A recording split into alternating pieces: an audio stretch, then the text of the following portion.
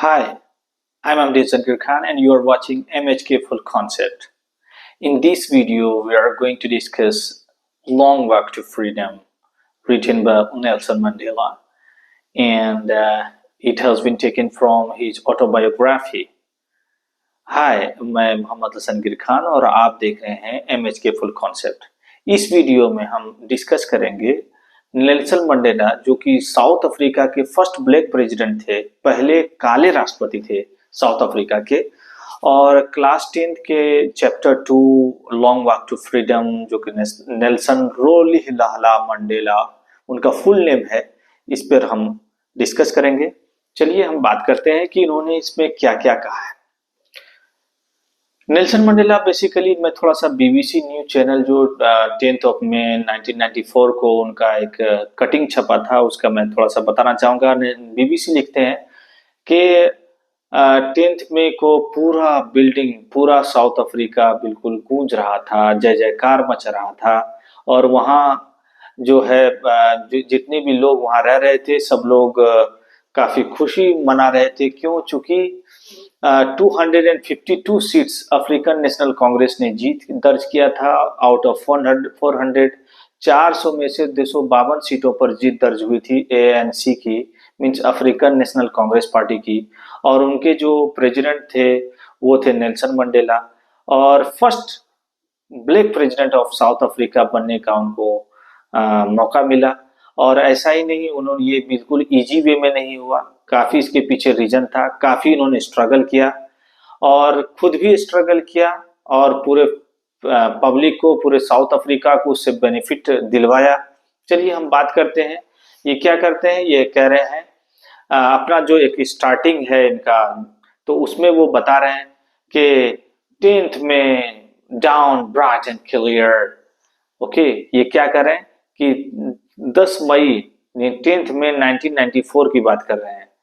10 मई 1994 ईस्वी को बिल्कुल वहां जो सुबह थी, बिल्कुल ब्राइट, चमकीला, बिल्कुल बेहतरीन सुबह हुई, और उसी दिन के बारे में ये बयान कर रहे हैं कि उस बीच में वहीं पिछले कुछ दिनों से मैं काफी खुशगवार का वहाँ माहौल था। क्यों?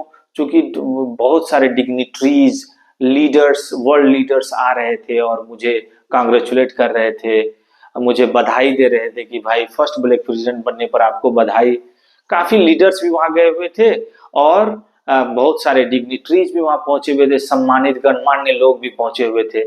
तो ये सब सारे लोग, और ये पूरा बिसीज्ड, BESEIZED, बिसीज्ड इन्होंने वर्ड का यूज किया। बिसीज्ड मींस होता है घिरा हुआ होना। तो वो किससे घिर गए थे? पुलिस से घिर गए थे? नहीं, वो वहां के सारे लोगों से घिर गए थे। वो जो इम्पोर्टेंट लोग आए हुए थे, डिफरेंट लीडर्स आए हुए थे, 140 कंट्रीज के लीडर्स अराउंड फिगर में आए हुए थे, प्लस डिग्निटरीज थे। तो वो सब उनसे मिलना जुलना, सब उनको गिफ्ट कर रहे थे, सब उनको बधाई दे रहे थे। तो ये पिछले कुछ दिनों से यही चल रहा था। चूंकि इलेक्शन ये जीते थे, 252 सीट मिला था, और उनको अब तैयारी चल रही थी इनॉग्रेशन किसकी, इसमें स्वीयर इन सेरेमनी की। स्वीयर इन सेरेमनी में शपथ ग्रहण की। स्वीयर इन सेरेमनी को कहते हैं शपथ ग्रहण समारोह। शपथ ग्रहण समारोह होने वाला था, उसमें काफी लोग उसको ये कर रहे थे। ऐसे ही सिचुएशन में क्या हुआ कि नेल्सन मंडेला वो बताते हैं कि 10th में 1994 को बस मेरी बेटी भी थी, मेरे साथ में थी पोडियम पे, और साथ ही साथ डी क्लर्क थे जिन्होंने फर्स्ट वाइस प्रेसिडेंट के रूप में स्वेयर इन किया।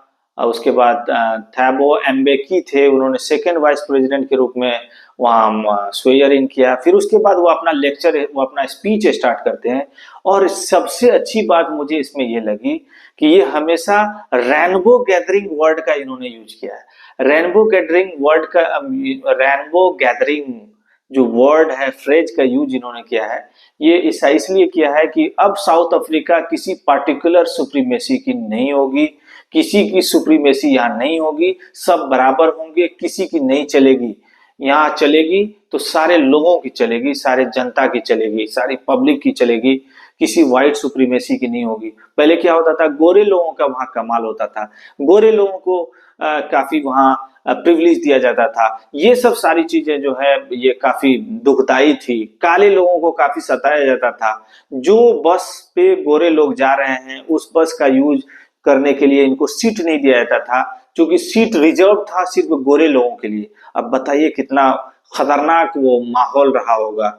अगर कोई बाय चांस बैठ भी जाए तो उनको काफी यातनाएं झेलनी पड़ती थी, काफी उनको टॉर्चर किया जाता था। इस तरीके से काले लोग सताए जा रहे थे साउथ अफ्रीका में। और उतने लंबे स्ट्रगल के बाद आज ऐसा मौका आया था कि अफ्रीकन नेशनल कांग्रेस पहली बार एक डेमोक्रेटिक गवर्नमेंट बनाने के लिए जा रही थी, एक लोकतांत्रिक सरकार बनाने के लिए जा रही थी।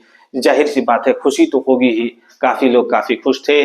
और उन्होंने अपने स्पीच में कहा कि मैं बिल्कुल प्लेज करता हूं, मैं शपथ लेता हूं कि मैं जो यहाँ का कॉन्स्टिट्यूशन है मैं उनको उसको अपहोल्ड करूंगा, मैं डिवोट करूंगा अपने कंट्री के डेवलपमेंट के लिए। वो सब सारी बातें ये करते हैं और फिर उसके बाद ये कहते हैं कि इस कंट्री में अब किसी की सुप्रीमेसी नहीं होगी, सब बराबर होंगे। ये कंट्री व्हाइट्स का भी है, ये कंट्री ब्लैक्स का भी है और कलर्ड का भी है।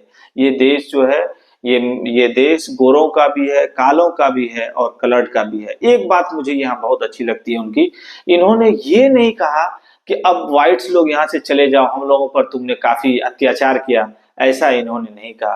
बोले कि जो व्हाइट्स यहाँ साउथ अफ्रीका में रह गए हैं वो यहीं रहें और जितना देश काले का है उतना व्हाइट्स का भी है, आप घबराएं नहीं, सब एक साथ रहें, ये सब का है और यहाँ से हम लोगों की जो जिंदगी है वो अच्छे से जीतेगी। ये एक पॉलिटिकल इमांसिपेशन है, मींस पॉलिटिकल जीत है, एक राजनीतिक जीत इसको मानी जा रही थी। और जाहिर सी बात है काफी आगे गए और ऐसा होने के बाद इन्होंने सबको सराहा भी और साथ ही साथ ये भी कर रहे थे कि अब यहाँ राज होगा तो कानून का राज होगा, प्लस ये होगा कि यहाँ पीस आएगा, यहाँ शांति आएगी और ये सब सारी चीजें वो बात कर रहे थे।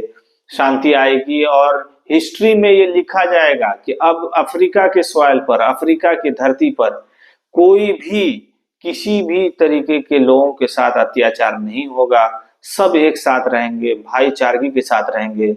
ये सब सारा मैसेज उन्होंने अपने जो स्पीच के थ्रू दिया है। बहुत ही बेहतरीन स्पीच है, काफी लाजवाब स्पीच है। इन्होंने ये बात कहा है, ये पार्ट 1 है, इसमें मैं पार्ट 3 तक, इस चैप्टर के पार्ट 3 तक जाऊंगा। तब तक के लिए इतना ही, मैं वीडियो को बिल्कुल शॉर्ट रखूंगा।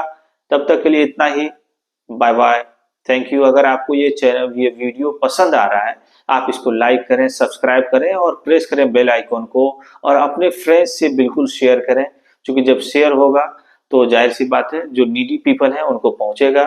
और होना भी चाहिए, क्योंकि वहाँ साउथ अफ्रीका की मैं बात करूं, अभी जो इस वीडियो में मैंने बात किया है, साउथ अफ्रीका में अपार्थीड सिस्टम था, रंगभेद नीति, बहुत ही खतरनाक नीति था। ये पीपल को सेपरेट करता था उनके रेस के आधार पर, उनके नस्ल के आधार पर, उनके जाति के आधार पर वो पीपल को डिवाइड करता था। और डिवाइड कर देने से ही नहीं मतलब था, वो बिल्कुल प्रिविलेज दिए हुए थे एक पर्टिकुलर कम्युनिटी को। जैसे व्हाइट्स थे, गोरों को बहुत ज्यादा वो फैसिलिटीज दिए हुए थे। ऑन दी अदर हैंड उनको डिप्राइव किया गया था, डिप्राइव सोसाइटी थे, जो सेक्शंस थे उनको काफी जैसे ब्लैक्स हुआ उनको काफी सताया गया था इस नीति के तहत। तो अपार्थीड सिस्टम कैसा है आप जरूर कमेंट बॉक्स में लिखें कि अपार्थीड सिस्टम से आप क्या समझते हैं। अपार्थीड सिस्टम के बारे में मैंने बता दिया, आप क्या समझते हैं अपार्थीड सिस्टम से? क्या अपार्थीड सिस्टम एक अच्छा सिस्टम है? अगर है तो क्यों है, आप जरूर कमेंट बॉक्स में लिखें। तब तक के लिए इतना ही, थैंक यू, बाय बाय।